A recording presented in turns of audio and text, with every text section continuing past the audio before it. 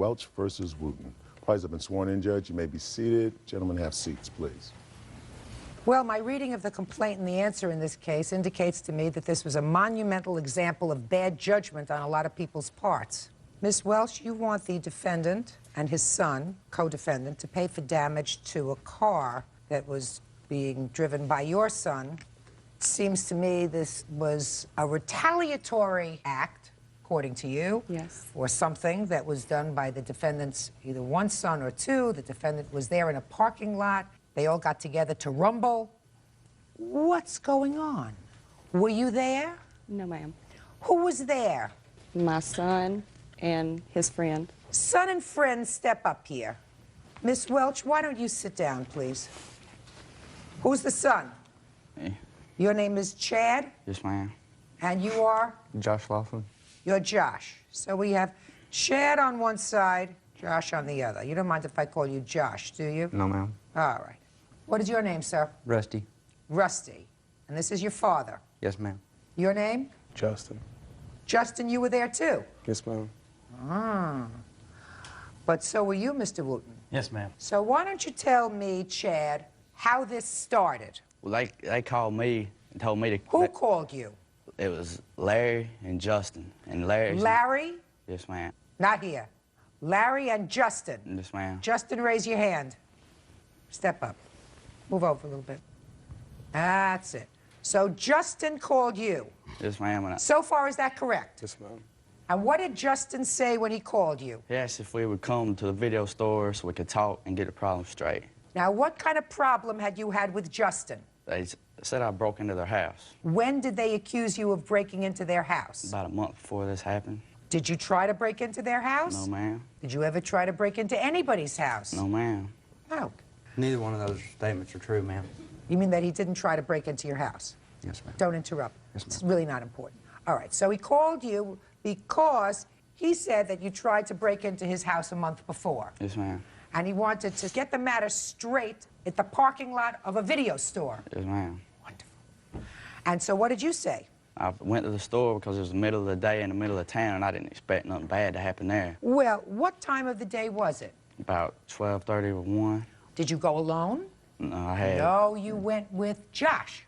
Yes, ma'am. Anybody else? Yes, ma'am. Who else? Zach. So you went with Zach, too, who also isn't here, Yes, ma'am. along with Larry, who isn't here. Is that right? Yes, ma'am. Now, were Josh and Zach at your house when you got the call? No, we was on the way to Zach's house. Who was on the way to Zach's house? Me, Josh, and Zach. And they called... When you got the call, were you there alone? Oh, ma'am. You were there with Josh. And Zach was with me. So all three of you were at your house when you got the call? No, we was going No, down the road. I want you to pay attention. You received the telephone call at your house. Who was at your house with you at the time you received the telephone call? I wasn't at my house. Where were you? I got the phone call when I was going down the road. They called the cell phone. Oh. Who has a cell phone? Zach. So he didn't call your number, he called Zach's number. Yes, ma'am. How'd you have Zach's number? No, I've had repeated calls from him before, and it was on my caller ID, so I knew where I could reach Chad at. Was he a friend of yours? No, But you knew that the boys were going to be together, always. the three of them, I don't know. I didn't know Josh was going to be. I know Chad's always with him. with Zach, Somebody. with somebody. All right. So Chad, Josh, and Zach. You reached him on the cell phone, said you're going to meet him at the video store. So you pile in your car, you're in your car already, and you take off to the video store. Yes, ma'am. And what was your intention, sir, when you called him? To get at the bottom of him breaking into the house. What do you think we pay police for? They wasn't going to do nothing about it. So what were you going to do about it? See if he really did it. And how did you intend to do that? Get him to tell the truth. And how did you intend to get him to tell the truth? I asked him. You were just going to ask him. You were going to say, did you try to break into my house? And you thought he was going to answer you. Is that what you thought? Yes, ma'am. Are you kidding me or what? Telling the truth. Telling the truth. All right. And how many of you went to the video store? Me and Larry. But you didn't go just with Larry. No, my father and Rusty, they followed us because they heard the phone call. Who heard the phone call? When we called them, my dad picked up the phone and he heard what Zach and them said they were going to do to me, and that's why they followed me up there. Well, what did they say they were going to do to you? And I was grounded at the time. He said when I left my house that I was going to get shot, and that's why Dad followed me up there. So let me understand this. You called him to arrange for a meeting to ask him a question. Why did you try to break into my house? In response to that, he told you that he was going to kill you. Zach did. Zach, I don't care who did. Zach did, right? Yes, ma'am. And so you decided to go anyway. Yes. And not only did you decide to go anyway, but your father and Rusty. Rusty decided to go in a second car. Yes, ma'am. Why, Mr. Wooten? I wanted to make sure that the boy was not carrying a gun, that he was going to shoot my son. And how did you intend to find out if he wasn't carrying a gun? I asked him, which I did. You were going to ask him, Yes, ma'am. do you have a gun and do you intend to shoot my son? But no, I asked him if he was toting a gun. You said, well, are you toting a gun? Yes, ma'am. And so after he confessed to the attempted burglary, he was going to confess to carrying a gun. Is that what you thought? Well, he pulled up his shirt and showed us he wasn't He showed carrying us a he gun. wasn't toting a gun. In his shirt. Yes, ma'am. Did any of you ever see Bruce Willis? Carries him in his shoe. He had on shorts. It was during the summer. So now we've got two cars going from your team. The adult mature father and one son, and you with your friend Larry, and you with your two buddies. Yes, ma'am. And why don't you tell me what happened when you got to the parking lot at the video store? When I got there, it was just Justin and Larry. They walked out of the video Justin store. and Larry. Walked out of the video store. Yes, ma'am. And then Randy and Rusty jumped out of the car and followed behind them, and they started in on Zach, asking him about a gun, telling him to raise his shirt up and all this. And he raised his shirt up, and then they asked him how old he was, because they knew he was too young, and he said how old he was, and they called him a liar, and then he told him he was 21, and Randy slapped him in the face. All right, and after when he did that, they was all coming. Just a second. Randy, did you slap him in the face? No, ma'am, I hit him. You hit him. Yes, ma'am. Say they agreed to a brawl with 17-year-old Justin Wooten and his brother Rusty. The boy's father, Randy Wooten, claims he accompanied his sons to make sure the fight was fair. Okay. Why did you hit him, sir? He had an attitude, you know, when he pulled his shirt up. No, he said, no, I'm not toting a piece. And I know the boy was older than what he was saying he was. So you hit him? I hit him. In the face? Yes, ma'am. And then what happened? After he did that, they started coming towards me. All of them was coming towards me. So I got a bat out of my car and ran to the store and told them they needed to call the police because something bad was going to happen, and they refused to call the police. And when I was in the store, Rusty kicked the mirror off my car and kicked the side of my car. Then he picked Josh up and was choking. I don't know what he was doing to him. He had him in the air and wouldn't let him down. Who had you in the air? Rusty Wooten. Rusty. Glad you confessed. This is a wonderful lineup.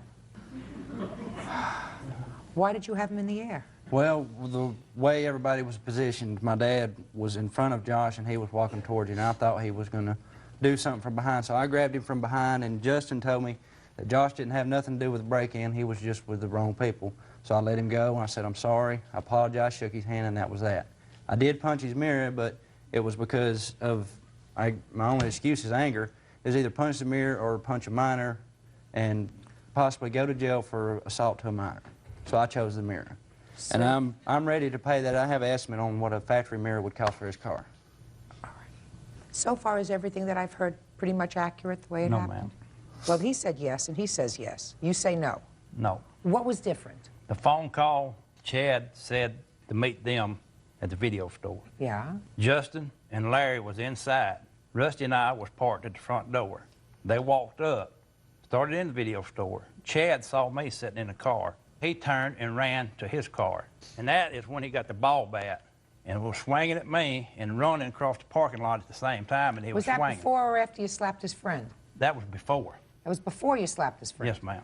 So he's running around like a lunatic with a baseball Yes, bat, ma'am. and you go over to his friend, ask if he's got a gun. You didn't like his attitude, and you slapped, and you, excuse me, hit him. Yes, ma'am.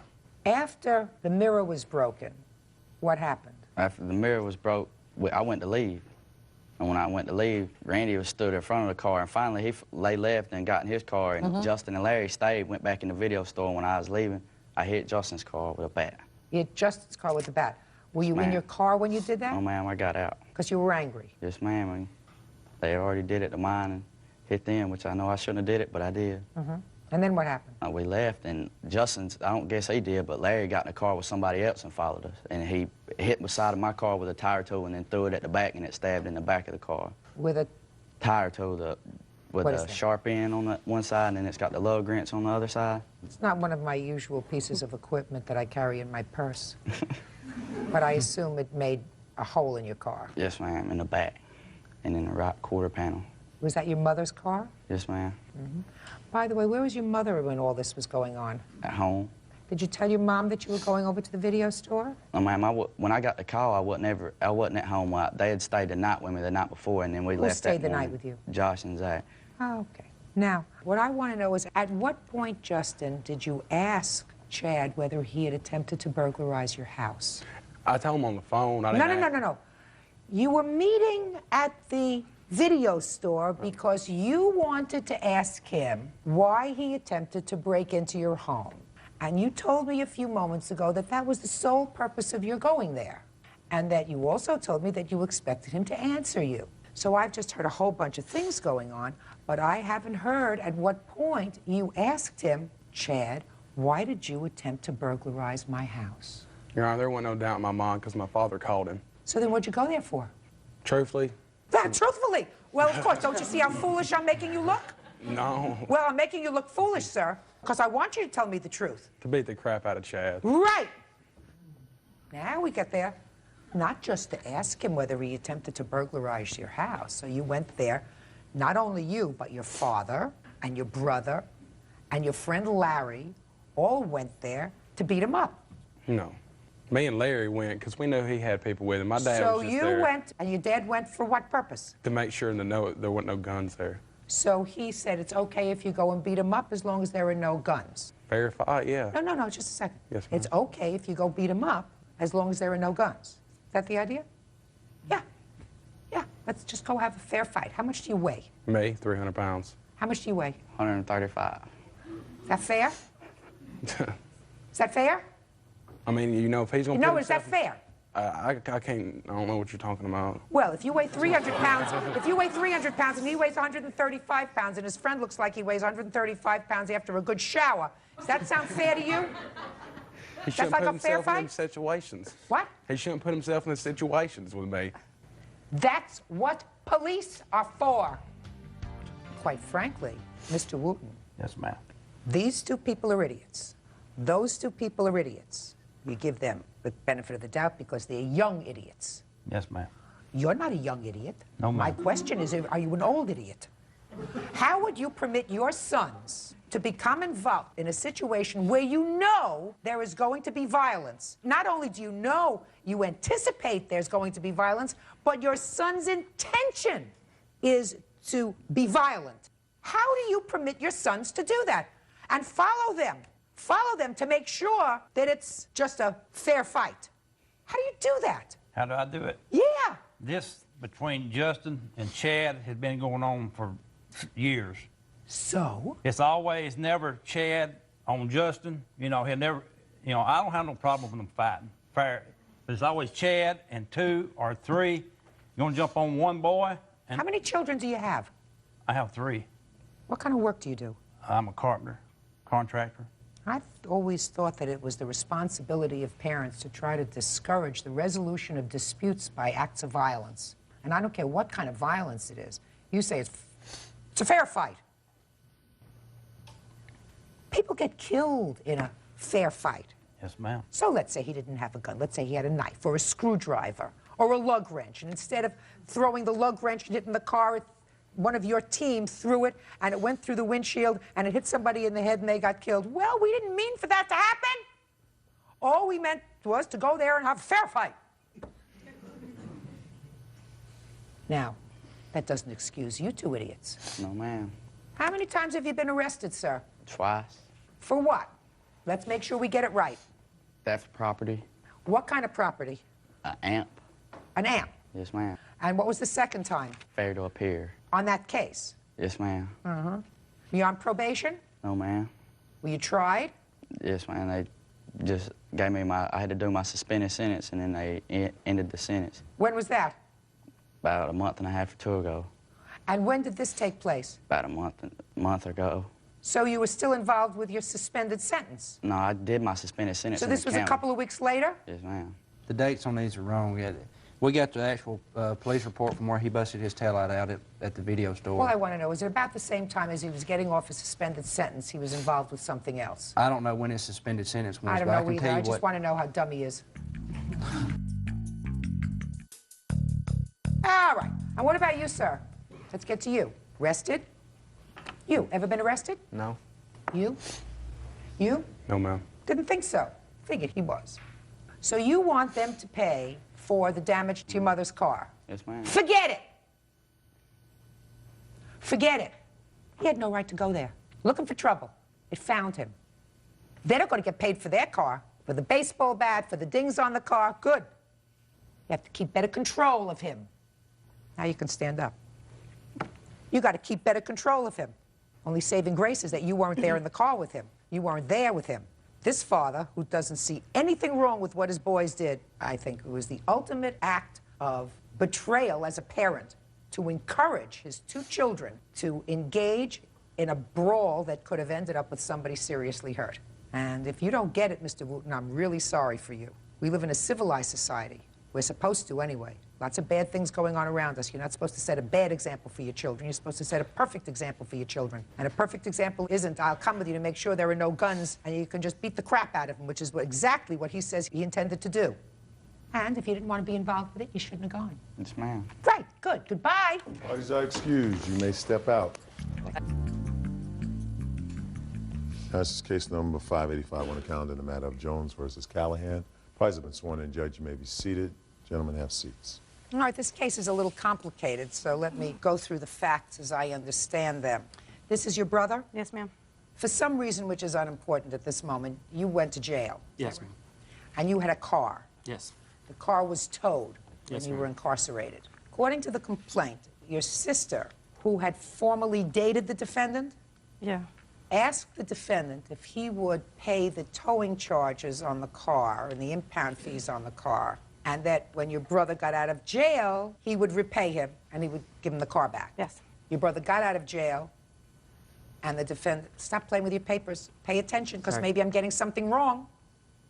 Your brother got out of jail, and the defendant, according to you, refuses to return the car. Yes, ma'am. He refused to return any phone calls. The defendant says that he did return the car, and he is counterclaiming. He says that you, Mr. Jones, stole a gun that belonged to him, and that you, Miss Jones, have a large screen television set that belongs to him in your home. Is that right? That is correct.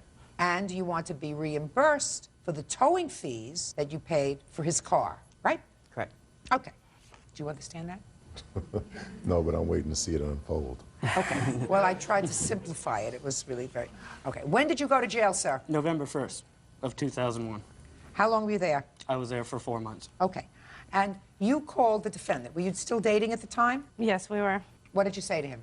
I asked him if he would get the car out of impound for me because I could not afford it, and that we would pay it back as soon as my brother was released from jail. And what did he say? He said, fine. How much were the impound fees? $538. Now you tell me your version of the conversation that you had with her about getting the car out of impound. She explained to me that while her brother was in jail, that I'd be able to get the car out of impound in replace of the stolen gun. No, no, no, no, no. Look at me. Look right here. She called you and said what? She called me and told me there's a note here saying her brother will give you the car because of the stolen gun. So I said, well, okay, I'll accept I that don't offer. agree with that. Just a second. Who has this note? Do you have the note? Actually, she has the note. You have the note? Yes, ma'am. Let me see it, please. This is the contract we had on the car. He refused to sign it because he Just a said second, just a second, just a second. Okay. Well, nobody signed this, and this doesn't say anything about a gun. What about this gun? There was a gun that he claims was stolen out of my house. I have 2 minor children, this being one of them. My daughter is 2 years old. I had asked him numerous times not to bring a gun into my house. Yes. We went to visit my friend in the hospital, and when we came back, he told me that his gun was stolen out of my house, and I didn't even know it was still in there. I had told him over and over again not to leave a gun in my house with my minor children. So I don't really know what happened to the gun. You I said have you no saw a clue. note where Mr. Jones here confessed to having stolen your gun? Yeah, actually, it was in one of his letters that he sent while he was in jail. Well, where is the letter? Actually, she has it. You have a letter? I don't have any with me. I have just... Did you get a letter from your brother with regard to a stolen gun? My brother sent me a letter saying if it was possible for me to please get out his car out of impound fees. He didn't care what I had to do it, to just get it out. I told him then I would ask Jimmy to get the car out of impound for me, and that when Matt got released from jail that he would then pay for the car, because I didn't want anything to do I with have that information. I'm asking you about a note with regard to his confessing that he stole a gun. No, ma'am. Did you take his gun? No, I didn't. I have talked to numerous detectives as well in this case, and they acquitted me of the charges, and they don't feel that I've taken it, so. Taken it. Taken it, sorry. Detectives don't acquit you. They just have to have evidence in order to They drop arrest the you. case. They dropped the In case. any event, there's no proof that he took the gun. Exactly. Sounds logical to me, sir, very logical to me, that your girlfriend would call and ask you to do this for her, and that you would return the car. But your defense is that you returned the car. Tell me about that. Actually, on January 8th, she gave me a call, threatened me, saying that if I don't return the car within a couple days, that her and her brother would come looking after me. That weekend on the I don't agree with that on the either. 12th. Don't speak unless I'm looking at you. That weekend on the 12th, I told one of my friends to help escort me to drop off this VW Jetta to Dawn Marie's residence. So eventually, he drove his Toyota, and I drove the Jetta to her house. We dropped off the keys in the mailbox, which is in front of her doorway. And for the reason I did not make contact with her, she has filed a stalking charge on me prior to these occasions. Okay. Did you report the car stolen? No, they told us we had to take it to small claims court and get it back. He doesn't have it. But he did have it, and he had it at the time, and he had never dropped it off to my house, How do you ever. know that? Because if I'm not home, somebody else is there. I don't know whether somebody else is there or not. He doesn't have the car. And he certainly can't use the car because he doesn't have any proof of ownership. He can't have it insured. So I suggest you call and report the car stolen because he doesn't have it. Do you understand? Yes. Good. Perfect. Now, you can have the car back, but you still owe him some money because he got the car out of impound. You promised to pay him back. Why didn't you pay him back? We've made a number of chances to try and contact him. In the stalking order that he was suggesting, I went with her to the court. We ended up dropping the stalking order, saying we just want the car back, then we can all go our own separate ways. He refused to contact us. He refused to call us. He says that he's not doing the deal no more. We have the money, and we've offered to pay him several times. Well, he certainly can't sell the car without a certificate of title, which leads me to believe that unless he was just merely being vindictive and dumped it in a lake or something, which I have no proof of, that it has absolutely no value to him whatsoever. Real cases, real people. Judge Judy. Dawn Jones says ex-boyfriend James Callahan refuses to return her brother's car. Dawn says when her brother Matthew was arrested, James got the car out of impound and never gave it back. Okay. Now tell me about this big screen TV. All right, I have the receipt here. On 10/8/01, I went down to Circuit City with her son to purchase a TV. For the reason is our TV that she had at the time was was not reasonable. So we eventually purchased a 27-inch flat screen Panasonic TV. I do have other things in her house, and I could not receive that. I couldn't bring that. Just a minute. We're not there yet. The TV that she had was not a good one, so you went with her son and bought a TV and brought it to her house. Correct. What makes you think this is your TV? I actually purchased it. I don't care if you purchased it. If you purchased it and made a gift to her, then it's not yours. I don't care if you purchased it. All right, let me hear your version of the TV. Thank you, okay. He was liking to flash money around everywhere he went. He was flashing money in my face. He also was, giving me... TV. Several gifts, okay? He gave me the TV. He put it in my name. I have the receipt. I want you to tell me. He left the house one day. He came back with this huge TV, and I said, what are you doing? I cannot pay you for this TV. He said, don't worry, Marie, it's a gift. You can have it. I'm not going to take it from you or your kids. Here's my son who was with him when he went to the shopping. Let me see the receipt. Those are receipts for everything he's countersuing me for. No, I'm not interested in everything. I'm just interested in the TV. All right. Sold to Dawn Jones. Thank you. Okay. Now, when you give a gift, you don't take it back, sir. The relationship didn't work out. It doesn't mean you get the TV back. What you do get back is the $538 that you laid out for the towing fees for the VW. That's what you get back, period. You go to the police and take care of your car. Will do. Good. Have I resolved that? Did you understand it? I understood it perfectly. Perfect, thank you. Goodbye, have a happy life. Parties are excused. You may step out. I don't know what his problem is, but he is severely mental. There are certain times where if you're really nice, you let your guard down, people will, intend to take advantage of that. He broke into my house and woke me up while I was sleeping, doing nasty things. She's in distress right now, and she's trying to, make me look bad. He's psycho. He's psycho. And now the next case. All parties in the matter of Bullock versus Green. Step forward, please. 25-year-old student Corus Bullock is suing former friend, 25-year-old student Ernest Green, for breaking his windshield in a drunken fit. Mr. Bullock, the defendant is or was a friend or acquaintance of yours, and according to your complaint, you gave him a ride home from someplace when he was drunk. He went crazy in your car and did damage to the windshield of your car. Is that right? Yes, ma'am. All right, so tell me when this happened. On January 19th, it was a Monday, because of the Martin Luther King event that was going on in St. Pete, Florida. Okay, tell me how it came to be that he was in your car. It came to be because I gave Mr. Green a call that evening asking him what he was doing for that day, because I had just met Mr. Green probably about a week before that. And he was like, give me a call sometime and, we'll hang out or whatever. So I gave him a call and I asked him, what he was doing for that day, and he was telling me about the event that was going on in St. Pete. So I asked him, would he like to go? And he was like, yes, we can go down there. Okay, and was he drinking at the time? At the time that I picked him up, no, he wasn't. Well, when did he start to drink? He started to drink on our way to the event because...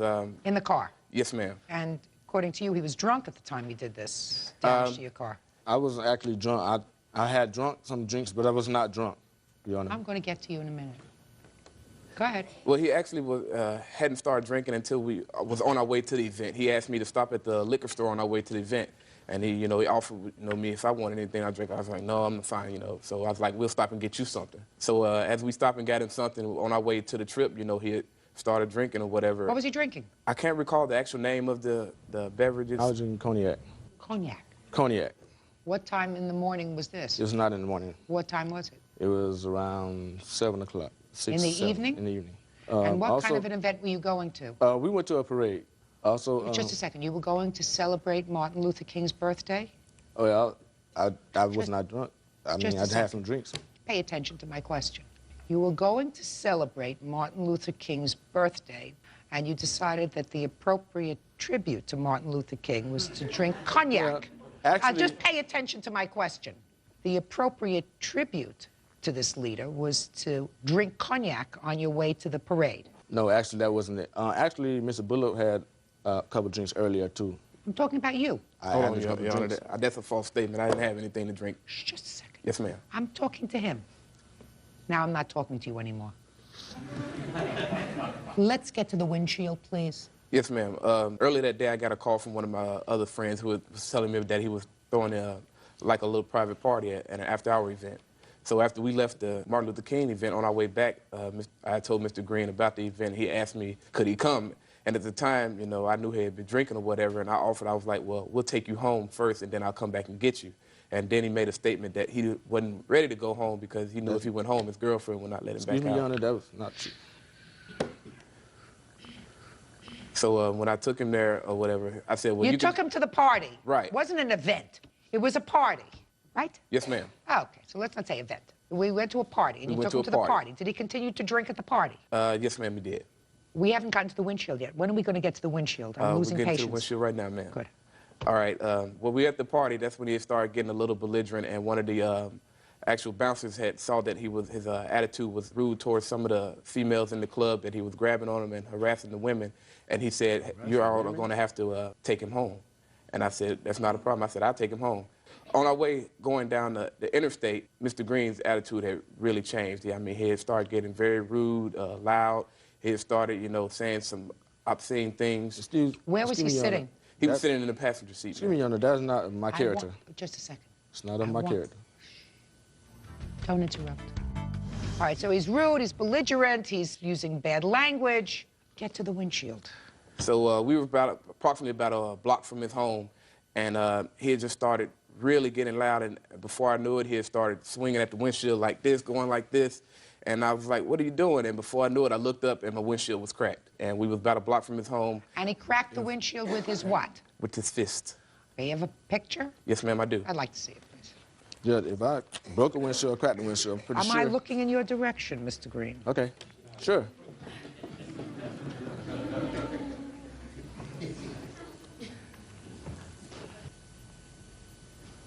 What time was this that you took him home? It was about 12:30, almost going on 1, about 1:45.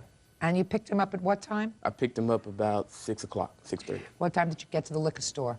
We made it to the liquor store about 6:45. So he started to drink cognac at 6:45? Yes, ma'am. And it would be fair to say that he drank from 6:45 until about 12:30 or 1:45? Yes, ma'am. No, it wasn't, Your Honor. Oh, okay. I, All right. when Now, I- Mr. Green, Yes, ma'am. listen to me very carefully, Yes, sir. I can. You remember going home in the car with Mr. Bullock? Of course I do. Good. I Tell was me what no, happened. no kind of way was I out of sync. Yes, I had some drinks, but that's no kind of way to say that someone's drunk. Let me ask you this. You're at the club, and everybody is having a good time at the club? We all had a good time at the club. Great. So, but no kind of way did I act out of character. Okay. So. Did you ask Mr. Bullock to take you home at about 12:30 or 1:45? Yes, I did ask him to take me home. Tell me what you said to him when you asked him to take you home. Well, I felt myself getting a little bit out of sync. What does that mean, out of sync? Out of sync meaning when you had one too many drinks, then you're just ready to go home. Okay, so you felt I as never if you passed had up too much to drink. Yeah, exactly. So you I have passed- that kind of judgment. So, I mean, no, that's how I know. No kind of way could I have broken his windshield. Shh, I didn't ask windshield yet. I'm not there, Mr. Green. So it's your testimony that you're at the club, and you were drinking at the club. Of course I drank. And that you felt as if you were a little out of sync. Exactly. So you said, would you please drive me home? Exactly. Because you were being responsible. Exactly. Is that right, Mr. Bullock? No, ma'am, that statement is false. Of course, it's false. Are you suggesting to me, Mr. Green, that the proprietor of this club didn't ask that you leave? I never had anyone come up to me saying, I want you to leave. You weren't behaving in any way that was irregular, a little bit high or a little bit inebriated at the club? Well, a little bit intoxicated, of course. That's the reason why I was ready to go home, of course. But I don't So you act were out of acting character. a little bit drunk? No, I'm not drunk, of course. When you're drunk, you're like falling down or something on the floor. I was not drunk. Not everybody falls down on the floor, sir. Some people are drunk and they continue to stand up. See, what I find unusual, Mr. Green, is if you're at the club and you're drinking and you're having a good time and you're really not drunk and you're dancing and everybody else is staying at the club, it takes a person of very strong character to say, I've had a little too much to drink. Would you please drive me home? You don't believe that can happen? It can happen. Okay. Unless there's a broken windshield. Go ahead. I don't exactly know how the windshield was broken. I think that Mr. Bullock may have went out somewhere else after he dropped me off and something happened to his car and he's trying to pin this on me. And he's just blaming it on I you. believe that might have been what happened, but I break a windshield. What reason would I have if someone I just met to break their windshield? Especially someone who has been very nice to you. Gave you a call, said, come on, let's go spend the day. We'll go down to the parade, then you can come to a party with me afterwards, right? That is correct. So you think that someone who acted like a person who wanted to be your friend would drop you off and then something would happen to his windshield and then he would say to himself, I'm going to blame Mr. Green for this. What other reason would I have to come on this show and prove myself if I knew I was guilty? It's possible, Mr. Green, that you don't remember breaking his windshield, that you were so drunk you don't remember. Well, I just explained to you that I wasn't drunk. Of course you were drunk. You had been drinking for over 5 hours. No, I wasn't. I just said Cognac, not a little beer. I was not drinking over 5 hours now. Sure you were. You be in a hospital, you drink for over 5 hours. You be in like intox or something. Well, that's what we're saying, Mr. Green, because after the first 5 or 6, you don't remember. You just want that buzz to continue. What kind of damage was done to your car, Mr. Bullock? Besides the windshield, ma'am, that was it. Okay, and how much did it cost you to have it fixed? The list price was $325. I asked you how much it cost you to have it fixed. I only paid $144.45. All right. Mr. Green, just add this $144.25 to the cost of the bottle of cognac. Judgment for the plaintiff. That's all. Parties are excused. You may step out. Your Honor, this is case number 552 on the calendar in the matter of Lillard versus Deese Hogan. Parties have been sworn in, Judge. You may be seated. Gentlemen, have seats. All right. Miss Lillard, you rented a room from someone by the name of Chris Davidson. That's correct. When did you rent this room? It was the 1st of October. How did you find the room? Chris is a good friend of mine. I've known him for quite a while. Okay, this is Chris Davidson. I want you to stand up here, Mr. Davidson, because I'm going to have several questions for you. This young lady right here is your wife, but you're separated in the process of getting a divorce. What's your last name? Deese.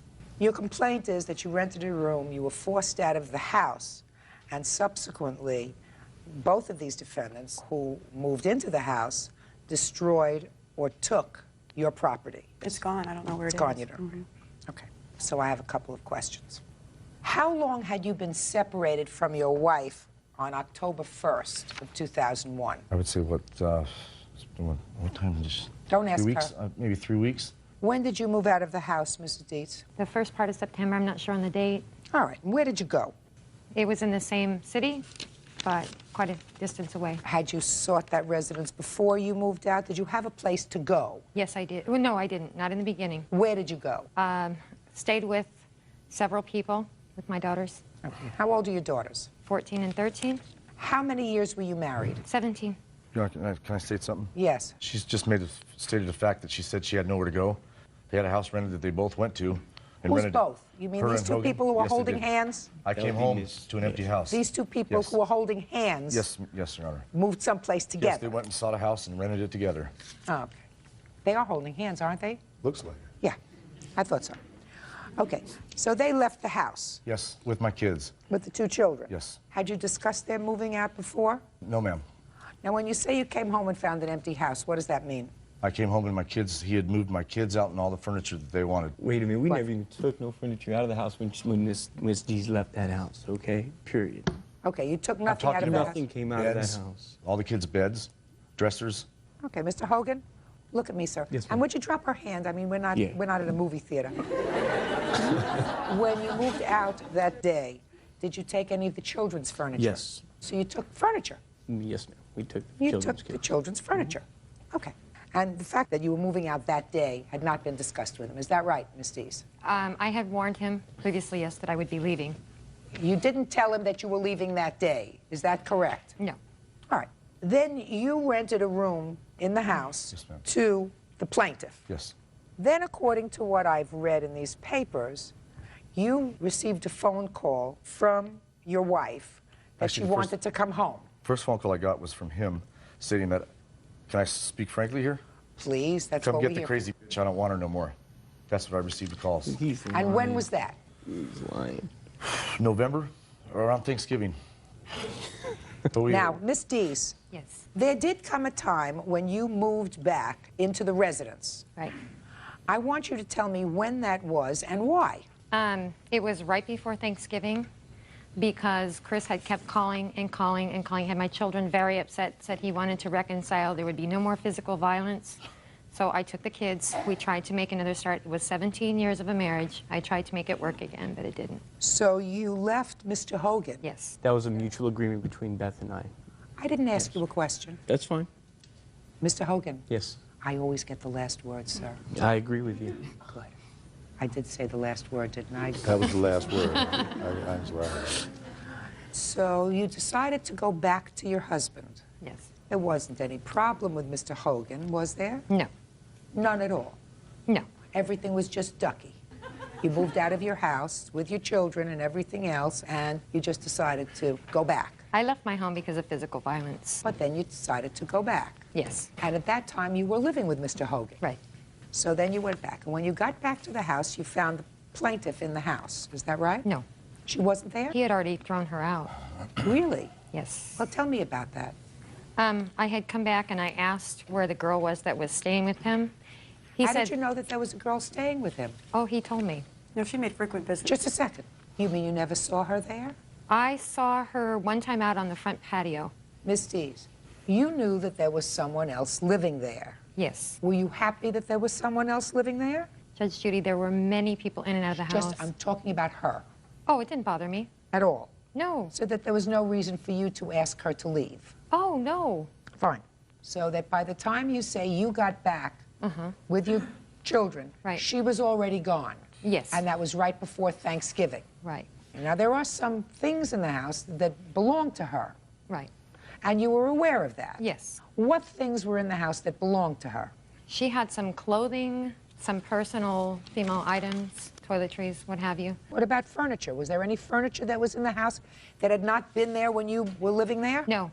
There was What about a nothing. dining room set? There was a dining room set there? Yes, there is. That's what I asked you. I don't know if it's hers or... I didn't ask you that. I said to you, was there any furniture there that was not there when you were living there? Yes, a dining room set. Fine. Any other furniture? No. Did you ask your husband whose dining room set this was? Yes, I did. And what did he say? He bought it from a storage unit sale. Is that what you told her? No, ma'am. It was very clear. Let me back up here a minute. The reason I feel that she came back to the house is when she found out I got the house out of foreclosure. The house had been in foreclosure? Yes, ma'am. Mr. Davidson? Yes. I did matrimonial work for a very long time. Trust me, I got the drill of what's going on here. Believe me, I do. Okay. I'm not going into issues of domestic violence. That's really not before me. They're never. The issue, whether there wasn't, it's not before me. What happened is, your wife wanted the house back, and she managed to get it. She left, it didn't work out, and she managed to get it. You are living there now, are you not? Yes, ma'am. And you got a restraining order against your husband, did you not? Yes, ma'am. So he was thrown out of the house, correct? Yes, ma'am. And Mr. Hogan is living there, is that correct? Yes, ma'am. Yes, all right, so we all got the drill straight. And how did I know? Did I make that up in my head, or am I just a good guesser? Huh? I'm just a real good guesser. That you wanted your home. This was a very good way to get it. Tried a reconciliation for about 2.5 minutes. It didn't work out. You got a restraining order against him. You put him out of the house. You moved the boyfriend in. And now everything is just delightful. Now you got your house. No. Say That's not nothing. right. It's not right. Say nothing. Real cases, real people. Judge Judy. Christina Lillard says her roommate's estranged wife, Beth Deese, either disposed of or destroyed her personal belongings. Miss Deese. Yes. Where is all of her stuff? The only thing that was in the house when I came was the dining room set and a van in the backyard that had bags of clothing, a suitcase, and some photo albums. Now, that van had not been paid for in 2 years. I called the loan company. They came and repossessed the van. I don't know if her items are still in there or if they've sold them or what. Well, just a second. What would make you believe that it was her items in the van? That's the only thing that was at the house that was not mine. Then you knew those items were hers. No. Just a second. Okay. Then you knew those items were hers. Now, the plaintiff says that she's known your husband for a long time. Have you known her for longer than this 6-week period? All I know of her is that they bailed each other out of jail. That's all I know. Okay. Did you know where she had lived? I knew that she was homeless, is all I ever knew. Did you know enough to contact your husband and ask where she was so that you could get this property to her? If I could find my husband, I could never find my husband. He was well, not he was there reachable. when you got the restraining order against him, wasn't he? Yes, he was there to serve, wasn't he? Yes. When he got thrown out of his house. By pure luck. Yes. Listen, cutie pie, I'm not crazy about you because I don't think that you're showing me sufficient respect. Just stand there That's okay. like an inanimate object. You want to start a new life? Why don't you start it in your own house? I did. No, you didn't. Yes, ma'am, I did. Can I? No, sir, you didn't. And I don't care how you go about dividing marital property. You don't do it by using the courts, which is what you did, madam. You used the courts in a way that the courts were not designed. Quiet. Sorry, Because, Mr. Davidson, I want to explain something to you. I have a sense that there was sufficient amount of domestic disturbance in the house, caused at least in part by you. No, ma'am. She was escorted away by the police every time she came to the house. Did you ever have a drinking problem, No, Mr. ma'am. Davidson? Never drink? No. Really? I'm not a drinker. Oh, I had a problem with drugs once in my life. Well, maybe so. Maybe my choice of substances may have been off. That's a possibility. I'm not saying that you're guilt-free. I just don't like it when people utilize the court system. I'm speaking. Don't you see my mouth moving? Yes. I don't like when people use the court system, especially restraining orders, for things for which they were not designed in order to secure a financial position or a property position, which is exactly what I believe your wife did. In any event, that has nothing to do with Miss Lillard's property. Your wife had an obligation to ensure that that property was safe. She did not do that. Do you have estimated cost of value, please, as to what was taken from the van and the dining room set? And I'd like to take a There's look a dining at room set and an oak buffet hutch, a lighted book that matches it. She knows about that, too, along with the TV that was in my room and other things that were in my room, like all my pictures of my kids that she destroyed that I can't replace. She's very vindictive, and she has met me many, many times face-to-face, even walked in my room without knocking on the door. Your Honor, if I may speak for a second, please. Him, I don't know. Sure. I've never met. Great. If you don't know me, why are you suing me? Now you can't speak at all anymore. I'm sorry. You just lost your turn. Sorry. Judgment for the plaintiff in the amount of $5,000. That's all. Thank you, Your Honor. Parties are excused. You may step out. Beth is just a vindictive, jealous, insecure woman. Don't agree with it? I'd like to meet her in a parking lot somewhere. The judge is the boss. If you're going to think about cheating, don't get married. Ha ha, Beth. And now the next case. All parties in the matter of Denny versus Waddell. Step forward, please. 26-year-old student Laquita Denny is suing her boyfriend's estranged wife, 35-year-old housekeeper Zanetta Waddell, for smashing out her car windows. Zanetta claims the only vehicle she vandalized that night was her husband's. Miss Denny, it is your claim that the defendant busted out all the windows on your car when she found her husband at your house. Correct. She says she busted out the windows of his car. So, why were you there? When did it happen? Why did you bust out the windows? And where's your husband? He's in jail. For? Felonious assault, domestic violence. Against you? Yes, ma'am. Was that after this incident when you busted out his car windows? Yes, ma'am. Were you and your husband living together? No. We haven't been living together in over 7 years. So what caused you to go over to the plaintiff's house? Because I assume that you went over to her house. You haven't lived with him. It's not as if you got up one morning and looked and saw he wasn't there. Right. So what were you doing over at her house? Well, actually, I noticed my husband coming off of her street on a Saturday afternoon. I bowl on Saturdays, so I came from bowling about 9 o'clock, 9:15. I went to the bar with my brother and my sister, had a couple of beers. It was about 11:30 when I called Miss Denny's house from my cell phone. Why?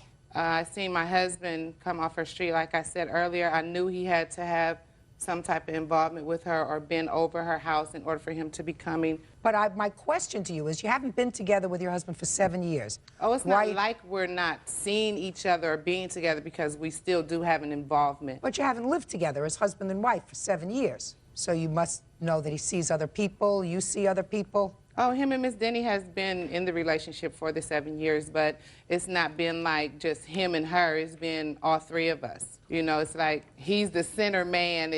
Well, he wants me and her to have confrontation. Okay, keep going. Okay. As I said, I called her house from my cell phone. They did not answer. I went to her house, his van, her car, both in the driveway, so I know they're both there. I pound on her back door. They don't respond. Why did you do that? I wanted to talk to my husband. I wanted to know why he was there if they're not in a relationship anymore and he's no longer involved with her. Why are you at her house? Go ahead. Well, I called again from my cell phone 2 other times. They still refused to answer my call. Well, I know that I can get him out of there if I do something to his car. Well, I kicked his car. The alarm went off.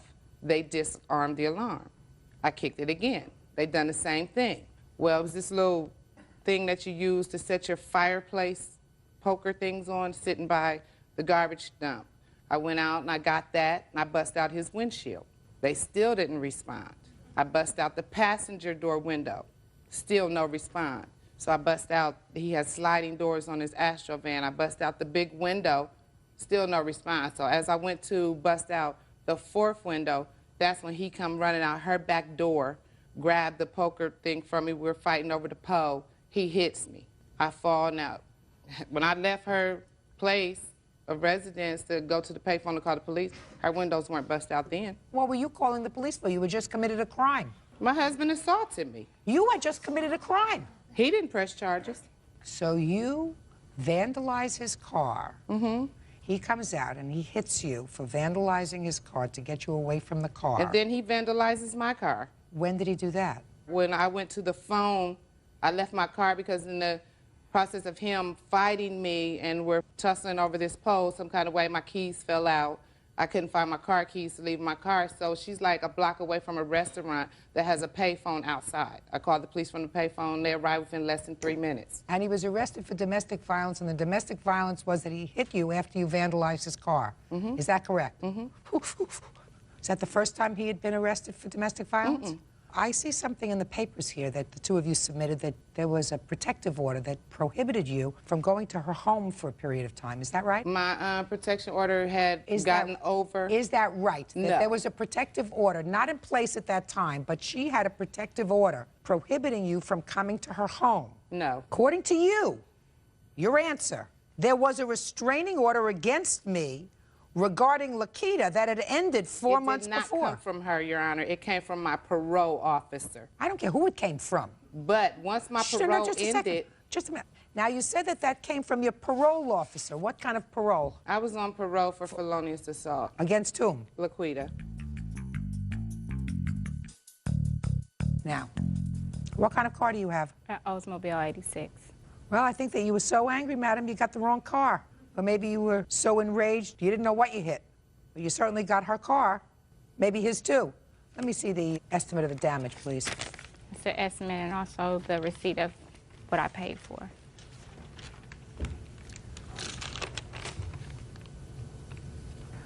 When did she assault you? She assaulted me in July of '97. Were you incarcerated for that assault? Yes, ma'am. For how long? 3 years. That's a serious assault. What kind of injury did you have? I had a cut across my face, numerous cuts on my arms, and my ear was halfway off. Prior to 2 years of me cutting her, she cut me. I cut her because she came in my house. She busted out my car windows then, busted out my house windows, and came inside my house, and I cut her. That's why I was never charged. Do you have children? Yes. How many children do you have? I have 5. How old are they? 18, 16, 13, 11, and 10. Did they all live with you? Yes. So why would you risk going to jail again by going to her house? I'm not risking going to jail again going to her house. Sure you were. You went to her that I house had with her. and you vandalized property on her property. Belonging to my husband. Listen, he better be some prize for you to put yourself in harm's way with this lady who's missing a few screws. He Do must you be. understand? You keep coming over there. No, listen to me. For you, he must be some prize, because I certainly wouldn't tolerate it. Judgment for the plaintiff. Norma Villa says her sister, Alicia Vasquez, owes for car payments, car repairs, and money loans. Miss Villa, the defendant is your sister. That's correct. And some time ago, she needed a car. You agreed to take out a loan in your name. That is correct, Your Honor. What kind of car did she buy? It was a 99 volts Jetta How much was the loan? for $11,809, I believe. So that was very nice of your sister. When did she take out the loan for you? In 2003 of June. And you made the payments on the loan? Yes, ma'am, I have. Until when? Until March of 2005. What happened in March of 2005? I lost my job, and I was fighting an appeal for unemployment, and so I couldn't make the payments after in April and May. That's what your lawsuit wants? Yes. April and May's car payment, as well as a substantial amount of money because you claim that your sister abandoned the car and destroyed it. Yes, ma'am. Caused a lot of damage to the car. Cost you $2,000 to put the car back into shape. You are now driving the car and paying it off. Yes, ma'am. All right. You acknowledge that you didn't make April and May's car payment? Yes, ma'am. So you acknowledge that you owe that to your sister because somebody had to make it? No, ma'am. What happened was I didn't have money to pay April and May, and she said that she would either try to help me or that if she couldn't help me in any way, then to go ahead and take the tires, because I kept telling her, what about my rims? And she said, if I can't help you, if you can't make the payment, then fork it. You know, I don't have money, and she said, I don't have money or anything, so go ahead and take the rims off. Miss Vasquez, somebody paid April and May's car payment. It was not you. Well, Your Honor, what happened was she didn't pay the April and May payment. Actually, she told me that the bank had reported the car stolen. So I lived with my Somebody mom. has now made April and May's car payment if she's driving the car. Yes, ma'am. Do you understand? Yes, ma'am. Who had the car in April? I had the car in April. Who had the car in May? I did, ma'am. But Just I also... a second. Listen to me. If you had the car in April and drove it, and you had the car in May and drove it, why should anybody else make the car payment for you? That was not your agreement with your sister. Right, ma'am, but see, what happened was we were waiting for an appeal to go through for my unemployment so I can pay those payments. I don't give a rat's behind about your appeal for unemployment. I asked you a very simple question. The very simple question was, if you drove the car in April and you drove the car in May, who should pay for the car? Well, I should have paid for the car. That's the answer. You drove it. You pay for it. Well, now she's driving the car, so... She's not asking you for anything else. But I put a down payment on the vehicle, which was $800. In 2003? Yes, ma'am. But I already paid $6,000 on the vehicle. How much a month did you pay for the car? I paid $328 a month. And how much do you think it would cost you to rent a car? I have no idea, ma'am. What do you do for a living? I'm a homemaker now, ma'am. Who supports you? Unemployment. How many children do you support? I support 2. Do they live with you? One of them does. Where does the other one live? With his dad. And who else lives in your home? My husband. And what does he do for a living? He's unemployed. Why? Because it's been hard for him to find a job because he doesn't have documents. Well, so you always ask one question too many. Do you have documents? Yes, ma'am. I'm a U.S. citizen. Then you have to work. Yes, ma'am. Perfect. And take care of your baby. That's what he did. Good. But you both can't stay home? Right. Now, well, I just then finished my stick appeal. your sister with your car payment, because if you're both not working, you don't even need a car. If you're sitting around doing nothing, then you don't need a car. But we had made an agreement, because I had told her, we had made an agreement, me and her had made an agreement to where, because she knew that I couldn't make the payments, and she had agreed that she would wait for me to go to court and then go ahead and just pay the car payment even if it was late. We had made the agreement, me and her. That's incorrect, Your Honor. Does not make any sense. What do you do for a living, Ms. Fia? I'm a team manager for a well-known company. And you have children? I have 4. You support them? I do. Do they live with you? They do. Anybody else live in your house other than your 4 children? My husband. Does he work? Yes, he does. What kind of work does he do? He's a manager for a contracting company. Makes a good living? Yes, he does. You own a home? I own 2, ma'am. Have mortgages? Yes. Have cars? Yes. Have car payments? Yes. See what I mean? That, Miss Vasquez, is the American dream. Well, that's my Do you American dream understand? someday. Do you understand? You can't stay home in your house, right, hoping the American dream will find you. Right. And you can't encumber anybody else with your problems. I understand, ma'am, but I was fighting an appeal at the time, and that's You why... already told me that 3 times. You don't visit that on your sister. Now, how much was each car payment? They're $328 plus the late delinquency. And what was the late fee? I have a breakdown if you need that. Yeah. And then I have photos. I don't sure if you need them, but they're the damages. I want to see the damage that you allege to the car. And the house that you see there in that photo is my defendant's witness's mom's house. So what a coincidence for that one. You told us to leave the car there. No. Be truthful. You just got No. sworn in. Shh. Did you take the wheels off this car? They're my tires. She told me that it was okay to do that, The car was ma'am. not given to her She like told that. me days before that there was insurance on the vehicle before she was mad and angry and did all this. And she told me I had told her, well, Norma, I haven't went to court yet for my unemployment to truthful. pay. No. I'm being honest. Listen, I want you to let her speak. Do you understand? Okay. And I don't want you to interrupt her again. Okay. Keep and going. She told me that I told her to ask the bank if she can tell the bank that the money was, lost in the mail. So you asked her, yes, to lie to the bank. I asked her. Yes, ma'am. That the check was in the mail. Yes. When it really wasn't in the mail. Right. So you lied. And you wanted her to lie. And she did. Just a second. And according to you, she lied for you. She said that she was going to tell the bank that that it was lost in the mail, and by that time I should have my money to go, so I could go ahead and pay the payments with the late fee. Okay, so you asked her to lie for you, and she did lie for you. Right. And then when it came time for you to send the money, you still didn't send it. No, what happened was days after that, she said that the bank had reported the car stolen. And she called my mom. She wouldn't talk to me no more. She called my mom, and she told my mom the car was reported stolen. I'd be taken out by gunpoint and to leave the car. So I lived with my mom. She could have went and picked up. She didn't have to do all this. She could have went and picked the car up at my mom's house. The car was never moved again until that she told my sister-in-law on the phone to leave it somewhere where the police could find it, which I don't understand. And she had told me way before all this happened to take the rims off if she couldn't make the payment. That's the honest truth, Your Honor. That now for the inside is not damaged. What happened is I've had that car for 2 years. I do have a daughter, and the inside of the vehicle, of course, is going to get dirty, but it's not demolished. Just because you have a daughter doesn't mean that a car has to look like this. Well, it's the interior, ma'am. It's the interior. When my daughter, sometimes she got car sick, she'd throw up, and we would clean it with, when you clean the car, it stains. Well, then let me ask you a question. Who's supposed to take care of that now that you no longer have the car? Well, I was... Just a second. Yes, ma'am. Who's supposed to take care of it? The bank? I am. Right! There you go. Now, my next question to you. This nothing is my responsibility. When you put new rims on the car, what did you do with the old ones? The old rims stayed at the dealer where I got the tires at. Well, that's your problem. Because if you put something new on the car that you wanted to take back, then it was your responsibility to put back the original ones. But my sister told me to do that. She told I me don't to take believe you. She's a responsible, reliable person who has a job, and she has a husband who is employed, and she supports a household with 4 children, and she has 2 homes and 2 mortgages and car payments of her own, and she doesn't seem to be making excuses that not anything is my fault. I'm not saying nothing's Pay my careful fault. attention. Yes, ma'am. If you take out a radio and you put in a more expensive one, and then you have to send back the car to the company because you can't afford it, you don't leave it with no radio. You put back the original one. You don't leave it like this. She told me to leave it like that, I don't believe you. She told me to leave the car on brakes and to take my rims off of it. Honest to truth.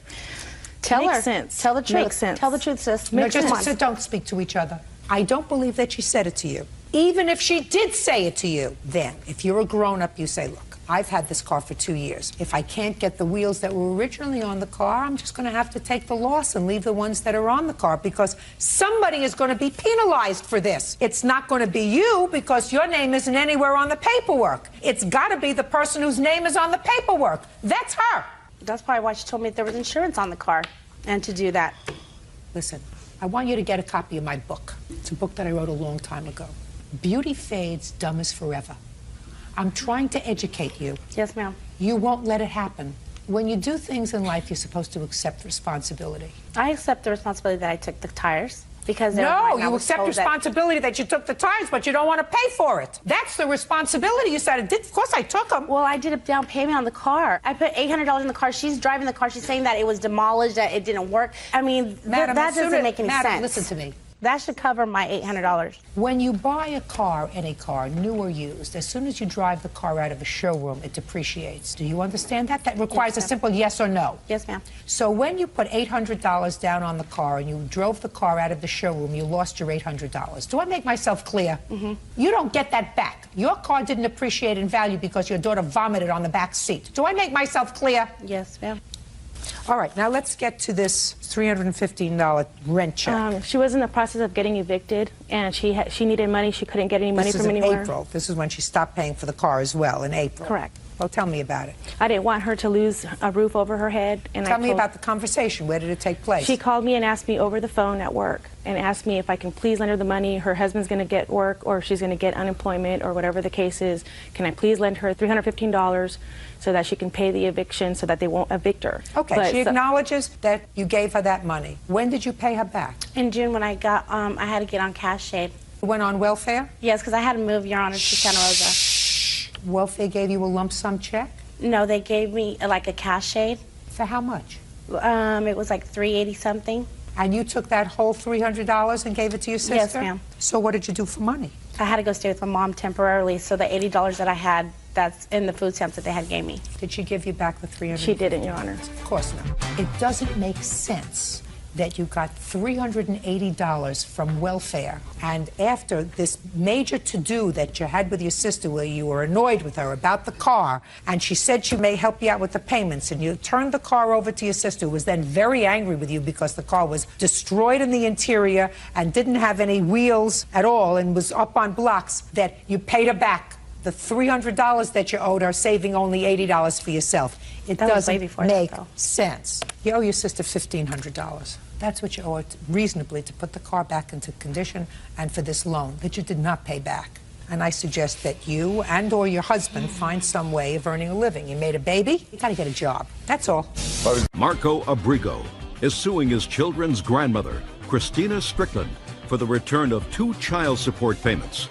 Christina is countersuing for the unpaid medical expenses of Marco's children. Mr. Abrigo, it is your claim that you paid child support to the defendant who was caring for your 2 children for 5 years. And the last 2 payments that you made to her, which were deducted from your salary, I assume, were made when the children had been returned to their mother. And you want those 2 payments back. Ms. Strickland says she took care of your 2 children for 5 years. You owe her a fortune of money, and she's counterclaiming. So I have a few questions for you, sir, before I make very, very short work out of you.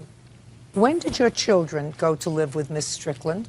2001, I believe. What do you mean you believe? I would know the exact moment that my children were removed from my custody. I don't know the exact date that we signed over the children, but it was towards the end. I'm going to say September of 2001. And you signed custody over to Miss Strickland because you and their mother were neglecting them. And but for Miss Strickland, the state would have taken them. Fair statement? No. You just decided you had enough being a parent? No. What was it? Well, the way it went down is the mother of the children and Miss Strickland were talking, and because I was going to be going away. Going away to where? I Summer was camp? possibly going to be incarcerated, and she would not be able to take care of the children. Why not? I do not know. Were you living together at the time? No, we were not.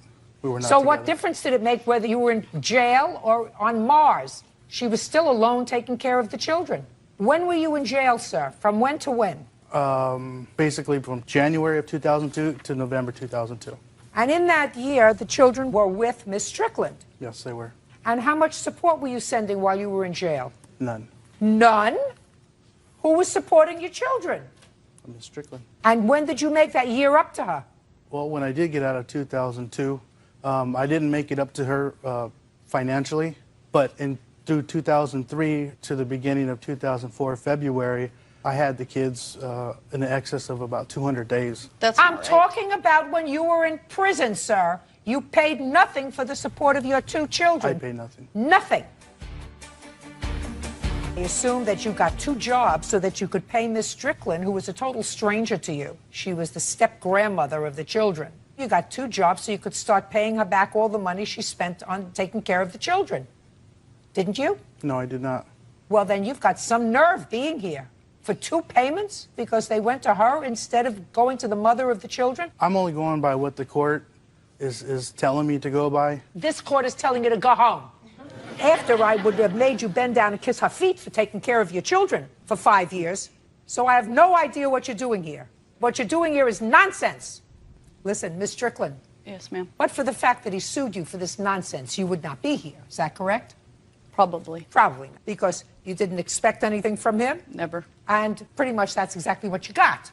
Exactly. May I say something, please? Absolutely. My grandchildren have been living with their mom since August of 2006. He has not sent 1 penny to support those kids up until this point. Is what she's saying correct? Would you get him out of here? I cannot stand to look at him. Your case is Parties are dismissed. excused. That's They all. step out. Bernice Fallick is suing her granddaughter's ex-boyfriend, 25-year-old Marvin Watson, for unpaid loans and collect calls from jail. This is your granddaughter? Yes, it is. Your first name is? Nicole. Who do you live with, Nicole? I live on my own right now, Your Honor. Where were you living when you were involved with Mr. Watson? I was living at my grandmother's house, Your Honor. How old are you? I'm 24 years old, Your Honor. What do you do for a living, Nicole? I'm a hostess. Hostess Your Honor. where? At the Outback Steakhouse. For how long? I've been with that company, Your Honor, for 8 years. So you have a responsible job? Yes, Your Honor. You have any children? No, Your Honor. Perfect. So you have no children, you have a responsible job. Yes, Your Honor. Ever had any trouble with drugs, alcohol? No, Your Honor, I have not. So far, is all that correct, Miss Fallick? Absolutely, yes, Your Honor. She only had 1 lapse. Yes, Your Honor. Yes, Your Honor. Yes. Your Honor, I have to say, otherwise my mom will kill me, that she loves you. Now we can go on. Thank you. Very much. More than you, actually. Grandma, she wishes that was her mom. She would have done better in life. Okay, anyway. All right, Miss Fallick. Yes. This is what your lawsuit is about. Mr. Watson somehow wangled his way into your granddaughter's heart. Yes. And then he went off to jail. Yes. For what? For violating a restraining order. What kind of restraining order? And no contact. No contact with who? With my daughter's mom. And she got a restraining order because you were abusive? No. Because you were stalking her? No. Well, how did she get a restraining order? She didn't want me to see my daughter. How many times did you violate the restraining order?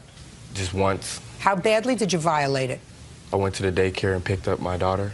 So you had an order that said you weren't allowed to go near the child unsupervised as well? Until I appeared in court, yes. And you didn't like somebody telling you what to do? Yes. Got it. I'm just trying to develop the personality here. Now, Mr. Watson, was that the first time you were ever incarcerated? What word didn't you understand, Mr. Watson? Was that the first time you were ever incarcerated? No, it's not. What were you incarcerated for previously, sir? For assault. Assaulting who? Someone I don't know. A stranger? Yep. Where did you assault this stranger? At a bar. All right. Now, did the mother of your child allege, I didn't say you did it, but did the mother of your child allege that you also assaulted her? No. That you threatened her? No. She just said, I want a restraining order, and didn't allege anything. Yes. No. Well, we sort of, you know, in the family court where I used to work, we used to give out those restraining orders where there was no proof, nobody asked for anything. We'd have every other Monday. We just said, anybody wants a restraining order, you come on in, you don't have to say anything. We just give them out. Uh-huh. Now, how long were you incarcerated for, sir? for 2 years.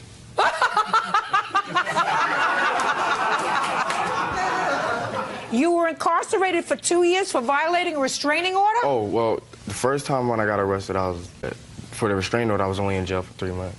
2 years for an assault? Yeah. Must have been a pretty bad assault. And the second time you were in jail for 3 months. That must have been some violation. And while you were in jail, Miss Fallick says she did everything that she could to make it easier for you. You called her house 2-3 times a day, collect. And how much was your phone bill? A total of $563. Is that for the 3 months? It was 3.5 months. 3.5 months. And then she gave her granddaughter money so that she could put the money in your bank account because you didn't like the prison food. Yes. Tell me what he said to you. His exact words were, I'm losing weight. I cannot eat the prison food. I need to buy food in the wherever. I don't know anything about prison. Commissary. And also, he said he needed toiletries, and he played on my sympathies. I really felt sorry for him. And he asked for $20 a week, which I gave him all the time he was in jail. And he said to me, I have $4,000 in the bank. When I come out, I will pay you. And I hear his words in my ears, I will pay you back. Also, one other thing I did. The night he was arrested, he called my house. He asked if we could please pick up his keys at the jail and bring his car, because he was afraid it would be vandalized, and bring his car to my development and put it in my parking spot, which I did until he came out. How much did that cost you each month? I broke it down. It was $45 a month, but December, he came out around December 18th. I just did half, and that came out to $157.50. And the $20 a week, how much was that, Miss Fallick? $260. You used to go to visit him? Yes, Your Honor. I went a few times to visit him. That's when I would go to leave the money on the books, Your Honor. I would do that all on the same day, Your Honor. Well, what happened when he got out of jail? He got out of jail, Your Honor, and he did make an attempt. He paid my grandma $31. He said that was his tips that he made for moving, Your Honor. And then after that, Your Honor, he said that we're not getting the rest of our money and to take him to court. Why is that, Mr. Watson? I never agreed to paying Miss Fallick back or Nicole back any money. I never asked any of them for the money that they was giving me. Nicole offered to help me out. Nicole said that don't worry about any of the costs, it's inexpensive. I don't owe them anything. She was being nice out of the kindness of her heart. I never asked them for anything. Who's kind hearts?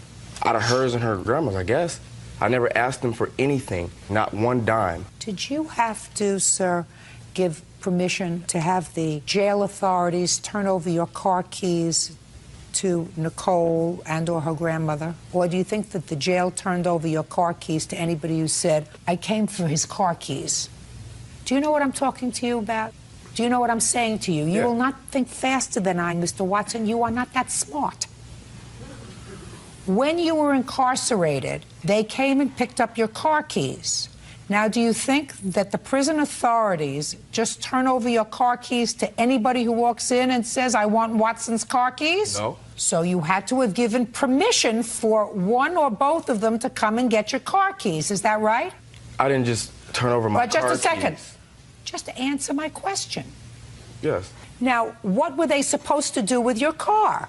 Nicole was, my mother was picking up my car. They would not have turned over your car keys to these two ladies if your mother was supposed to come and pick up your car, because I got news looks like them. Okay. You get me? I get you. I don't like liars, Mr. Watson. I don't like criminals, I don't like liars, and when there's a combination, it's deadly. Miss Fallick is not telling me any sort of a lie when she said that she spoke to you and you said you don't like the prison food, you're losing weight. Now, she may have been operating out of the goodness of her heart. I think she was. So why would I think she was. For toilet paper? They give you toilet paper in there. She just said that I said I didn't have any toilet paper. They No, not toilet paper. Not toilet What did she say when she said? I'm going to tell you what she said, sir. Okay. No, you got to go to a little advanced education. There's a difference between toilet paper and toiletries. Okay. Mr. Smarty Pants. Okay. You know the difference? I know now. You just told me. Well, what are toiletries? Did you make an error in judgment, Nicole? Yes, Your Honor. Don't repeat it. Judgment for the plaintiff in the amount of $980. That's all. Nina Taylor is suing 25-year-old Amanda White for taking back a 1998 Ford Contour she donated to her. Amanda claims Nina misappropriated the donation. Miss White, according to what I read, you gave Crystal a car. Yes. So you gave it to her. Yes, ma'am. As a gift. Yes, ma'am. When you gave Crystal the car, her mother invested money to have the car fixed. Then, according to Miss Taylor, you took the car back. Yes, ma'am. And she wants the money that she invested in the car because you took the car back. So now I have to figure this out. Which one of you two ladies is Crystal? Me. Crystal, stand up next to your mom. When did you give Crystal the... Late July. What kind of car was it? A Ford Contour.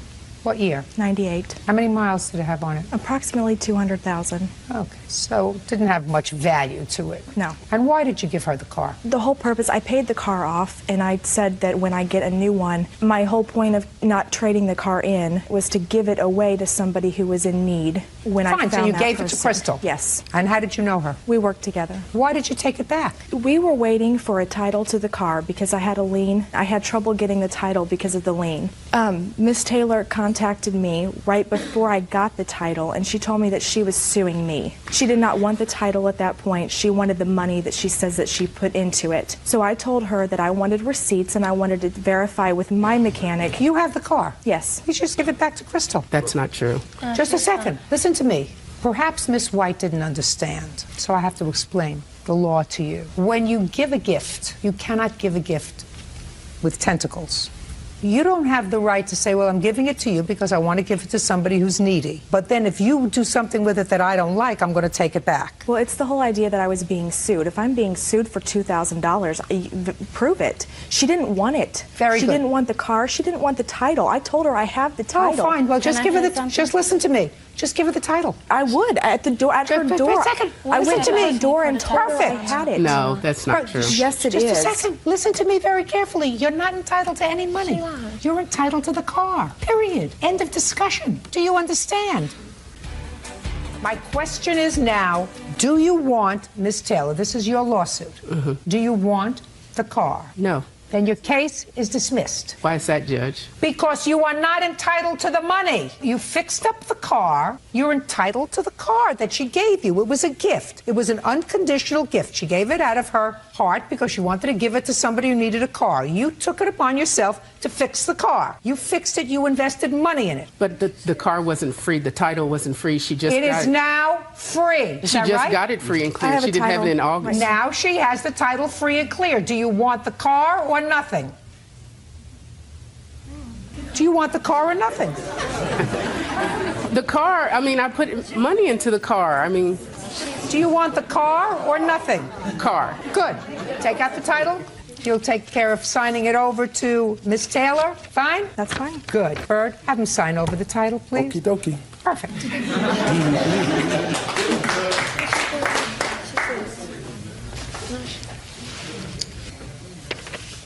Is the car at your home, Miss White? Yes. Okay. When do you want Miss Taylor to pick it up, or Crystal? Anytime. Fine. You're a doll, Miss White. You're a nice person. It was a you. nice gesture. Thank you. This case stands for the proposition that no good deed goes unpunished. That's all. Thank you. We've heard that That's all week. Cynthia Aseltine and her daughter, 19-year-old Danielle Ireland, are suing Cynthia's former landlord, Sidney Neese, for the return of a security deposit, moving expenses, and damages from an assault. All rise. Now, this is case number 40 on the calendar in the matter of Aseltine Ireland versus Nice. Parties have been sworn in, Judge. You may be seated. Sir, have a seat. Who is Miss Ireland? I'm Miss Ireland. Aselton? Aseltine is my mother. Miss Aseltine, according to your complaint, you, not your daughter, but you, rented a room from the defendant. Yes, ma'am. And you found that room on something on the internet called Craigslist? Yes, ma'am. And signed a month-to-month lease. I did. When did you sign that? March 1st, 2007. Where had you been living before that? I was residing in an apartment which I shared with my daughter, and she decided to move out on her own and get her own apartment. So I thought it would be good for me to move into a place where I could save a little money, maybe meet some new people, until I was able to purchase my own home. How long had you been renting rooms? I've been renting rooms for about 4 years. What kind of property do you have? I have a home in Elk Grove, California. How many bedrooms? 5 bedrooms. How many tenants do you have? Currently 1. How many tenants did you have when you had Miss Azeltine? Just myself and Cindy. And it was a month-to-month tenancy? It was. It is your claim that Miss Neese terminated your tenancy without proper notice, and you want moving expenses, your security deposit back, and you want damages because she, you claim, assaulted both you and your daughter. Yes, ma'am. Ms. Neese says that you are not entitled to your security deposit back because you promised that you were going to stay through April, and you didn't. It is her claim that you actually assaulted her. So let's find out when the trouble began. You moved in March 1st. Yes, ma'am. Go ahead. About approximately a week after I moved in, I noticed some strange behavior from Miss Neese. When I was in the home alone, and especially when I had company over, I would notice some outbursts. It seems she was talking to herself, kind of laughing out loud. She'd walk through the home when I'd have company over and bang anything that would make noise, opening and closing compulsively the garage door. The washer was close to my room, so she'd slam the washer door up and down. Got it. Let's move on. Okay. And I became just really uncomfortable in the home. I'd find myself, I'd sign up for overtime, I'd go to the gym, anything to avoid coming home because her behavior was really disturbing, uncomfortable. And so I noticed that it became more obvious when I had company over, so I decided to talk to her about it. So maybe I was doing something wrong. And so I came home, and so I knocked on her door. She didn't answer, so that's when I called her cell phone, and I found that she was actually at home in her room. And she came out, and I had a conversation with her, and I said, is there something bothering you, lately? Because I've noticed that you've been slamming things around, banging things. And her response was, bang? I don't bang. I don't bang anything. I said, oh, okay, well, apparently, when my boyfriend's over, does he make you uncomfortable? No, I don't have a problem with your boyfriend. And I said, well, one night he spent the night here, and it seemed that you were really uncomfortable with that, and that's when I noticed the most noise. She goes, well, I didn't even know he spent the night. And she goes, well, it's in your lease agreement that you can't have any overnight guests. I said, well, I didn't notice that in my lease agreement. I apologize. Was it in your lease agreement? It was, ma'am, in my lease agreement. Okay. And I said, I respect that. And I said, well, that's something that I'm not sure if I can live with. I apologize. I overlooked that. And I said, if you feel real strong about that, then I think I might have to make a decision to move out. And I would go ahead and give you a proper 30-day notice. And she goes, okay, well, that's fine. Fine. What day was that? That was in March? Okay, that was the March. I sent her a copy, certified mail, which she... May I see it, please? Absolutely.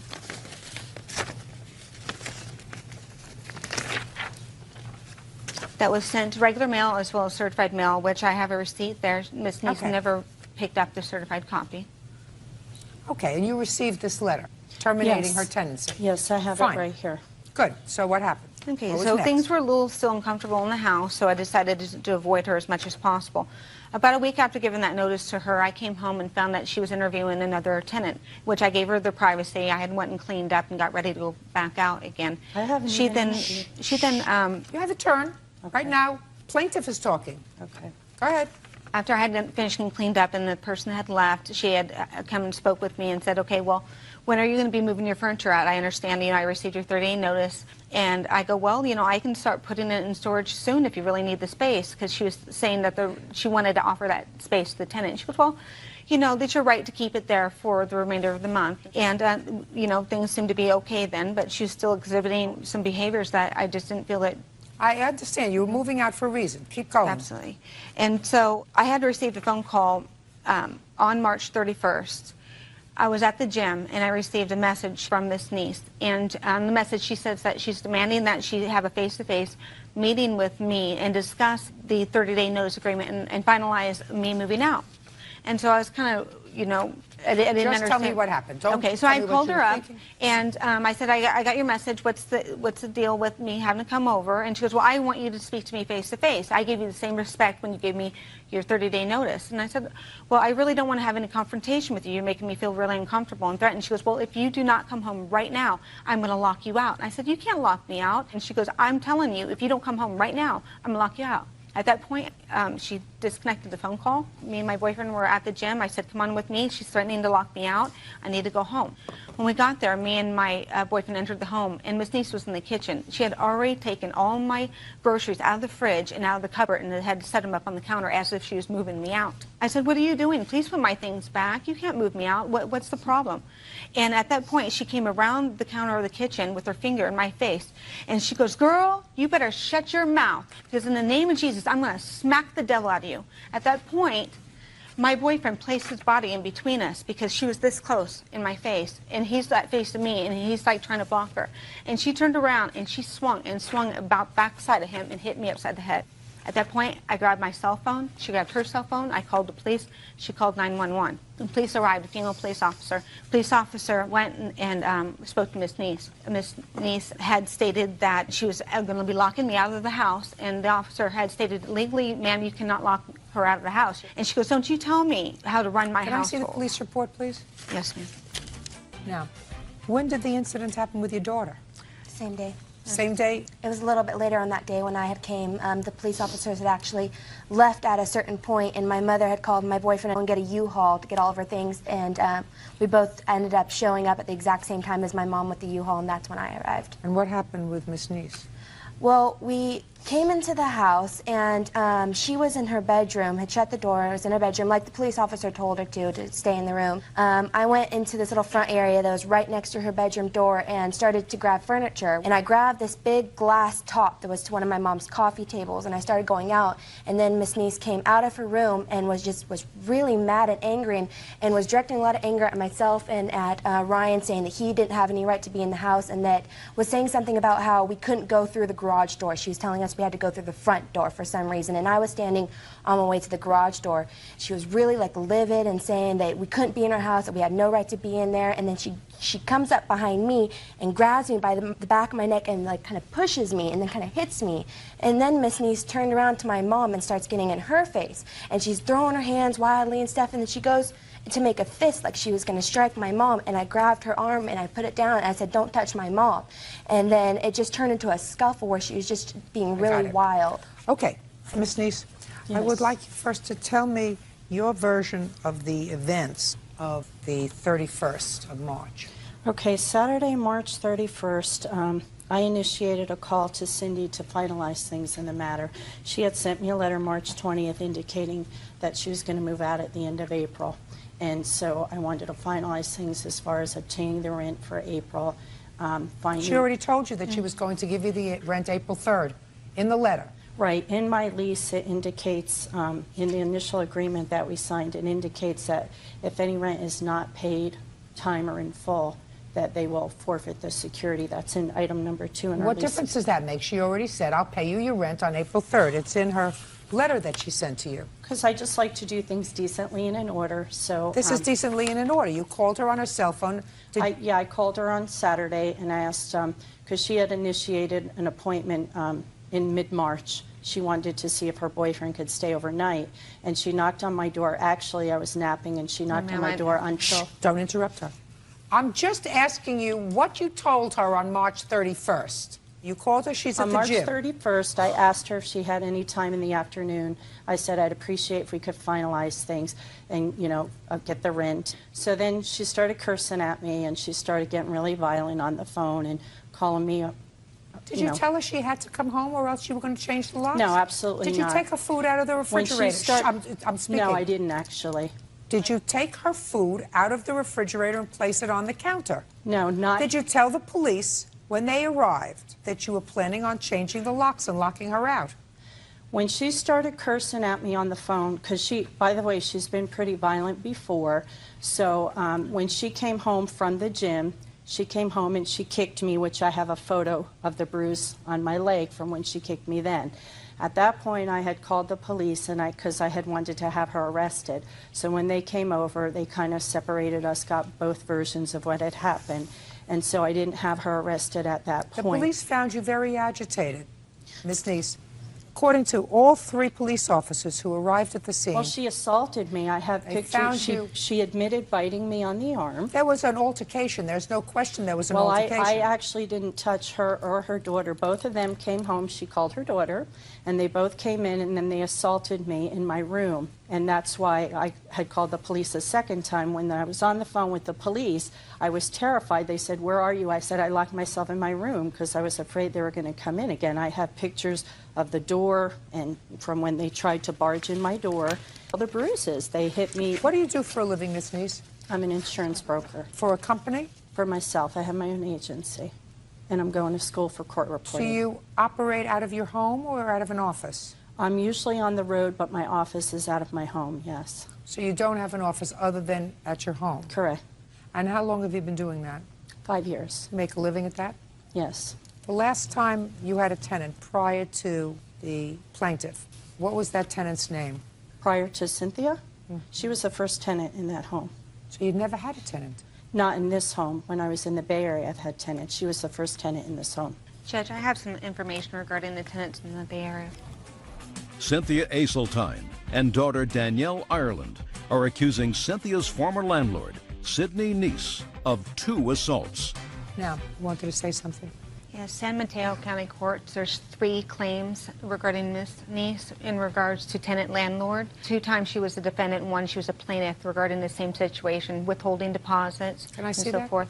Actually, I didn't print it out, but if you go to San Mateo County Courts, it is public record. You had 3 landlord and tenant actions while you were there? One is a plaintiff and one is a defendant? I'm not sure what she's referring to, but it was just probably a lack of, my income. But with regard to No, this... I'm not talking about, I'm asking you whether you had 3 previous landlord and tenant actions. I think there was 1, and it was just because I was having problems, with cash flow, but they have since been paid back. One was that she put a stop pay on a deposit as a tenant herself.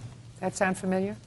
I'm not sure what she's referring to, but I would appreciate if we could talk about this case today and why, I don't believe that I owe her this security deposit. You absolutely owe her the security deposit. There's no question that you owe her the security deposit. Okay. You told her to leave. I've read the police report. You said you wanted her out that day. She left. She did not stay the month of April, despite the fact that she said she was planning on paying April's rent. You absolutely owe her the security deposit. There's no question about that. Well, because she assaulted me, and I had to put out expense. She didn't return the key when she moved out. I believe that this was an unfortunate circumstance, that everybody's tempers got very flared up. Actually, on that. mine did not. Well, not according And to I the was Miss Neese. According to the I police, was the only blatantly assaulted by her and her Miss daughter, Neese, and her boyfriend had I'm to telling pull them you, off of me. and the police department. when I'm she speaking. moved When I'm out- speaking, don't speak. Okay. Clearly, not only did you claim that they were assaultive, you I have also. I'm photographs of all speaking. the I'm assaults. speaking. Do you hear me speaking? You also claim conspiratorial behavior on the part of the police. You weren't satisfied with the police officer who came. You demanded their supervisor. 2 supervisors arrived. They couldn't calm you down. You demanded their supervisor. So everybody is in a conspiracy against you. There's something not right, Miss Neese.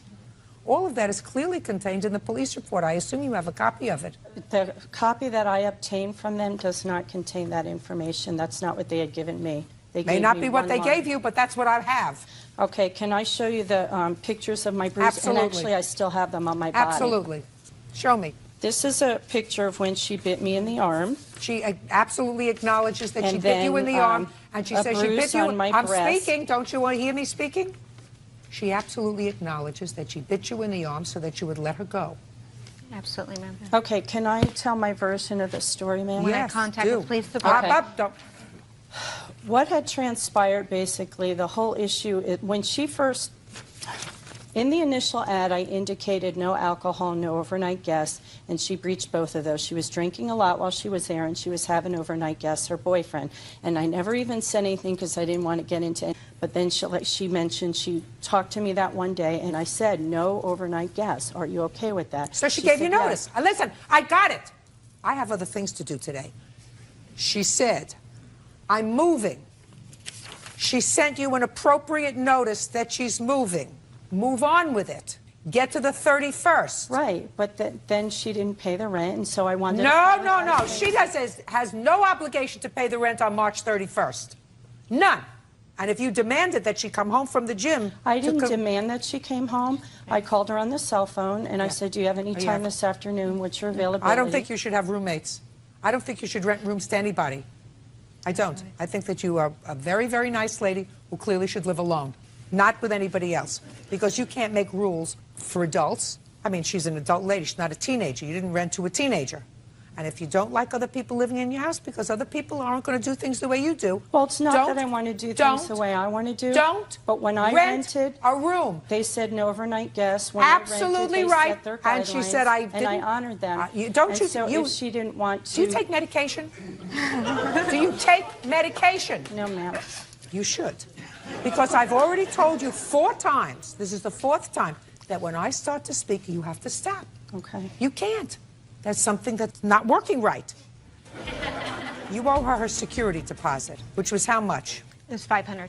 Did either of you seek any medical treatment for your injuries? No, yes, I did. I'm not talking about you. Now, where did you move when you moved? I was actually homeless for 8 days. I was allowed to stay at my boyfriend as roommate with another roommate, and he was out of town. That's fine. Don't make up things as we go along. You weren't homeless because you were able to sleep someplace. Well, yes. I mean, I was without a permanent... Fine, and then you found someplace. Yes, ma'am. Perfect. Whole thing is very, very unfortunate. Really, very unfortunate. You want to say anything to me? No. You want your security deposit back? Absolutely. You got it. Judgment for the plaintiff in the amount of $500. Your counterclaim's dismissed. That's all. Why is that excuse for mixed step out? Ian Mooney is suing his ex-girlfriend, Erin Ensling, for money owed on a lease for a Mitsubishi Eclipse. Erin says the lease is Ian's responsibility. Mr. Mooney, this is your former girlfriend. You leased a car together. You got another car. Miss Ensling said that she would take over the lease payments on the car. She did. You broke up. She took the car with her. She drove the car for a considerable period of time.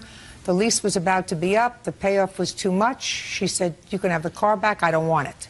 You were forced to pay the payout on the lease, which, according to your complaint, was about $5,000. Miss Ensling says it was your car. It's your problem. That's your defense. Yes. When was the car leased?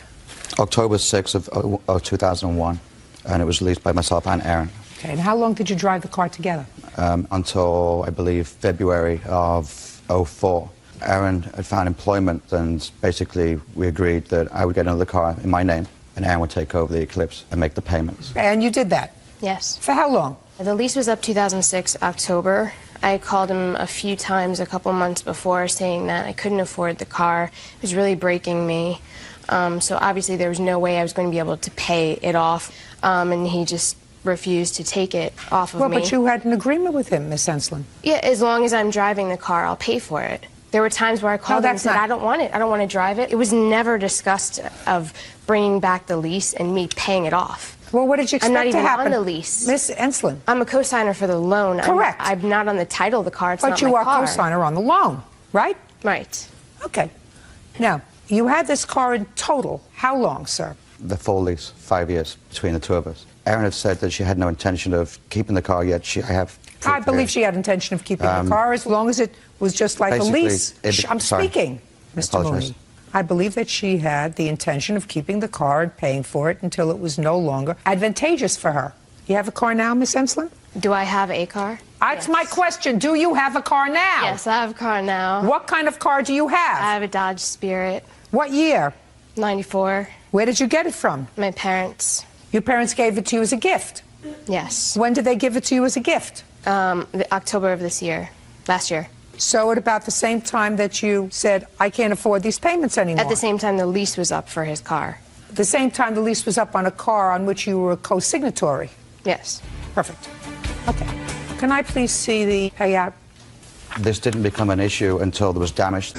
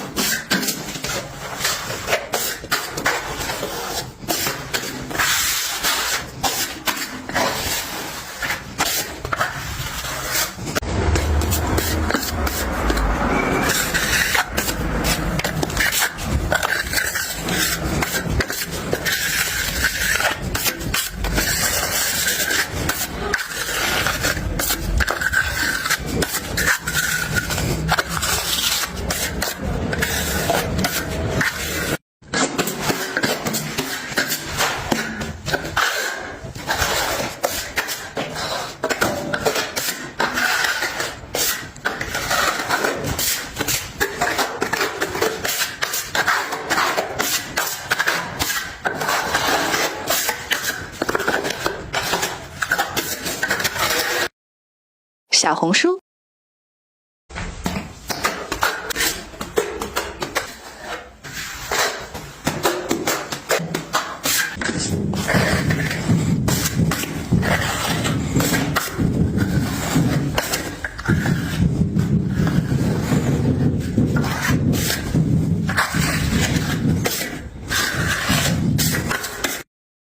小红书。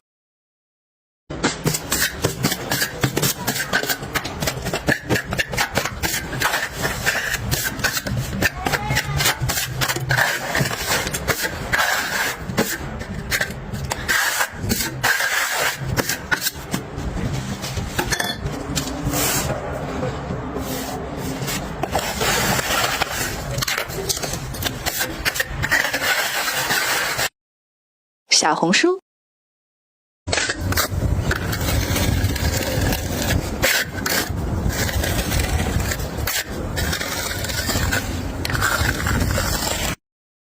小红书。